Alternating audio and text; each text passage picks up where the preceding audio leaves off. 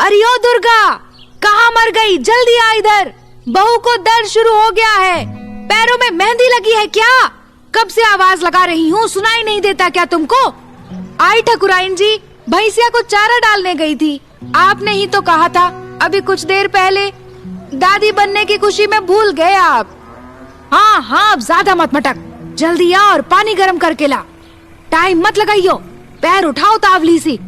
आप चलिए बहुरानी के पास, मैं बस 2 मिनट में आई। ठकुराइन तेजी से अंदर रूम में घुसती है और दुर्गा बाहर कच्चे चूल्हे पर पतीला चढ़ा देती है। गोबर के उपले डालकर आग जलाती है और पानी गर्म करती है। दरअसल ये सीन इस वक्त कुंजपुर राजस्थान के सरपंच भवानी सिंह के घर का है, जहां एक बड़ी सी हवेली, जिसको देखकर ये अंदाजा लगाया जा सकता है कि भवानी सिंह या फिर उनके पिताजी ने तो इस हवेली को नहीं बनवाया है, शायद उनके दादाजी ने बनवाया होगा। मतलब कि हवेली बहुत पुरानी थी, काफी लंबाई चौड़ाई में फैली हुई हवेली, जहां जनाना ड्योढ़ी अलग और मर्दाना अलग। अतिथि भवन जरूर सजा हुआ था, शायद ठाकुर साहब ने सरपंच बनने के बाद रंगाई पुताई करवाई थी।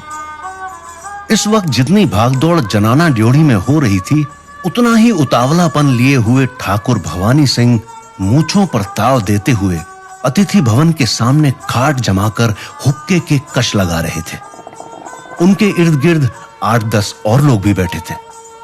उनके तौर तरीके से लग रहा था कि वो उनके परिवार के ही लोग थे।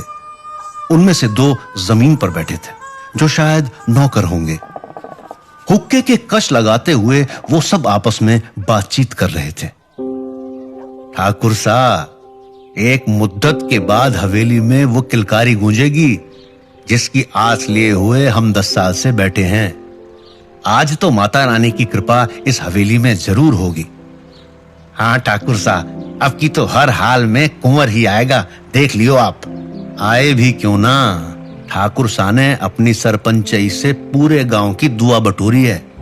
आपके काम से तो सब खुश हैं और सारो गांव आपकी बड़ाई भी करे है।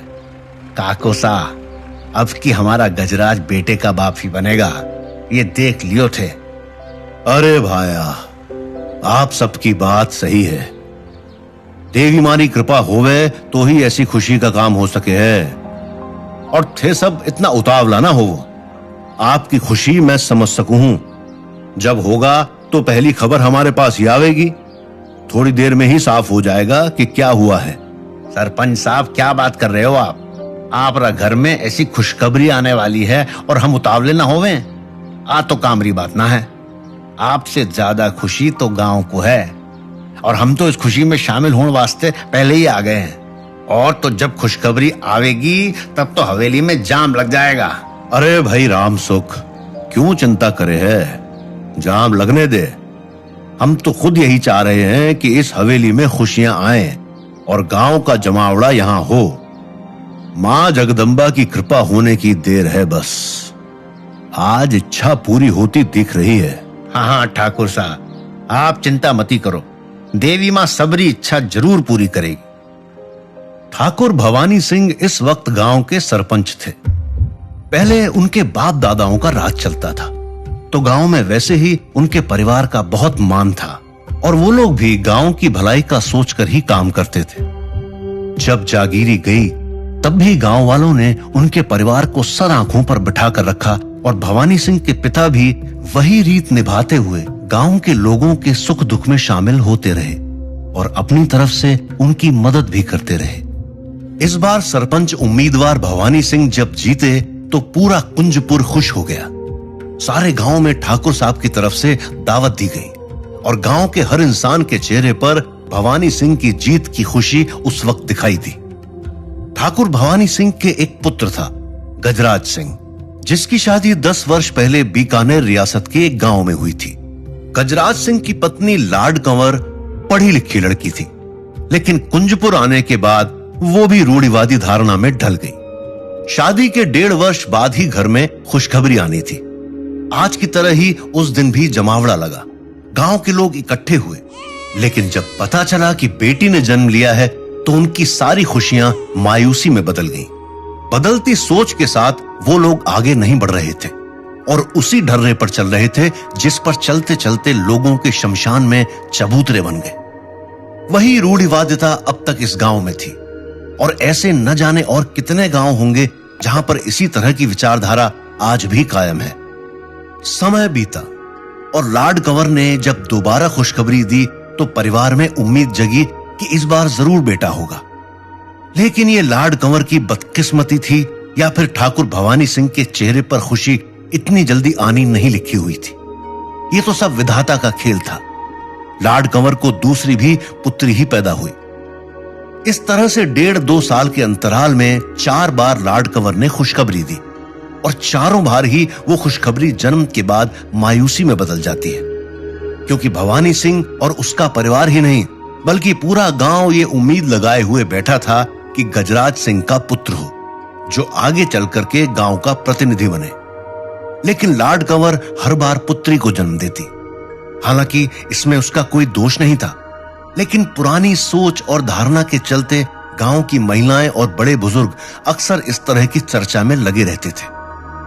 जहां लाड कंवर भी उनकी उन्हीं बातों को महत्व देने लगी और पुत्री से नफरत करते हुए पुत्र का सपना देखने लगी। खैर, आज का समय शायद भवानी सिंह के लिए अच्छा था।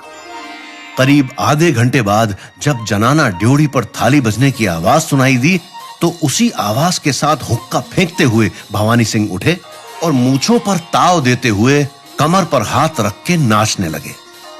उनकी खुशी में शामिल होकर बाकी बैठे हुए लोग भी नाचने लगे। जमीन पर बैठे हुए वो दोनों आदमी दौड़कर अंदर गए और ढोल नगाड़े लेकर आ गए। ढोल नगाड़े बजने लगे और सब लोग उसकी थाप पर थिरकने लगे।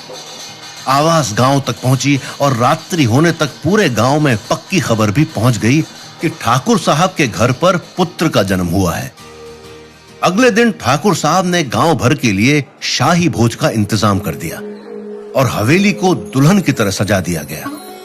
पूरे गांव में भी सजावट की गई। रंग बिरंगे खुशबूदार फूलों से सारे रास्ते गलियारे सजाए गए और हवेली तक आने वाले गांव के सभी रास्तों पे फूल बिछा दिए गए। अगले दिन सुबह से शुरू हुआ शाही भोज का कार्यक्रम शाम तक चला और नजदीकी पड़ोसी गांव के जो लोग ठाकुर साहब को जानते थे और ठाकुर साहब की पंचायत के दूसरे गांव के लोग भी उन्हें बधाई देने के लिए आए और बदले में खुशबूदार लजीज पकवानों से अपना पेट भरकर वापस जाने लगे। संध्या होते होते सारे लोग हवेली से छंटने लगे। हवेली में मंगल गान सुनाई देने लगा। ठाकुर साहब का चेहरा इस वक्त 30 वर्ष के नौजवान की तरह चमकने लगा और ठकुराइन के पैरों में तो जैसे पंख लग गए हों, वो उड़ने लगी। उधर लाड कंवर भी 10 सालों का इंतजार पूरा करके पुत्र प्राप्ति पर अत्यधिक प्रसन्न थी। रात्रि के समय महिलाएं जनाना ड्योढ़ी में मंगल गान गा रही थी और बाहर अतिथि गृह के सामने ठाकुर साहब अपने कुछ नजदीकी रिश्तेदार और परिवार के लोगों के साथ बैठे बातचीत कर रहे थे। हंसी ठहाकों की गूंज दूर दूर तक सुनाई दे रही थी और ब्रांडेड विस्की की स्मेल भी आ रही थी। अंदर बैठी महिलाओं में से एक ने कहा, क्यों ठाकुराइन, मैंने कहा था ना कि देवी माँ के नाम की राखी बांध दो, इस बार बेटा ही होगा। हुआ कि नहीं? हाँ, हुआ ही। जतन तो पहले भी बहुत किए थे, लेकिन तब शायद हमने देवी माँ को मानने में कोई भूल की होगी, इसीलिए हमें यह खुशी देने में माता रानी ने इतना समय लगाया है। अंदर से दुर्गा दौड़कर आती है और हांफती हुई घुटनों तक ऊपर अपना घाघरा पकड़े हुए, आंखों में आंसू लिए हुए वो ठकुराइन से कहती है, ठाकुराइन, छोटे कुंवर सा कमरे से गायब हो गए हैं। हमने अंदर सब जगह देख लिया, कहीं नहीं मिल रहे हैं। क्या आप उनको यहाँ लाए हो? पागल हो क्या दुर्गा, मैं यहाँ क्यों लाती? और तुम यह क्या बोल रही हो? ऐसा भी हो सकता है क्या? सच ठाकुराइन, माता रानी की कसम, अंदर छोटे कुंवर नहीं है और बहुरानी का रो रो कर बुरा हाल हो रखा है। आप चलिए,